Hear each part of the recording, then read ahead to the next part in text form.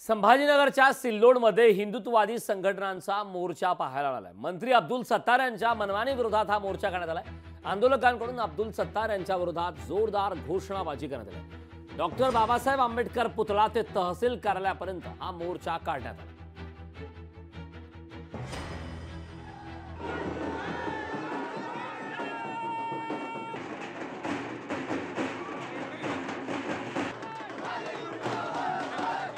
सिल्लोड सोयगाव तालुक्याच्या हिंदू समाजाच्या वतीने आज अब्दुल सत्तार यांच्या विरोधात मोर्चा काढण्यात आलेला आहे। गेल्या 15 वर्षापासून अब्दुल सत्तार या तालुक्याचे मतदारसंघाचे आमदार आहे, परंतु त्यांनी हिंदू समाजावर अन्याय केला। हिंदू समाजाचे जमीन लुटले, प्लॉट लुटले, हिंदू समाजाच्या मुलांवर खोटे केस दाखल करून हे करण्याचं काम अब्दुल सत्तारनं केलेलं आहे। त्याच्या विरोधात आज मोर्चा आहे।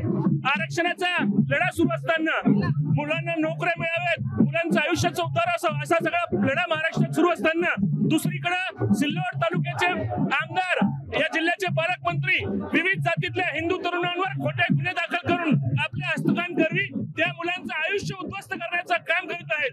या विरोधात भारतीय जनता पार्टी आणि समस्त हिंदू समाजाच्या वतीनं इथे एल्गार मोर्चा उभारण्यात आलेला आहे। इथल्या हिंदू तरुणांच्या आयुष्याचं उद्ध्वस्तीकरण होऊ देणार नाही। इथल्या हिंदू तरुणांना न्याय मिळवून देणार, लोकांच्या जमिनी वाचवणार, त्यासाठी हा महत्त्वाचा लढा आहे। त्यासाठी आजचा हा मोर्चा आहे।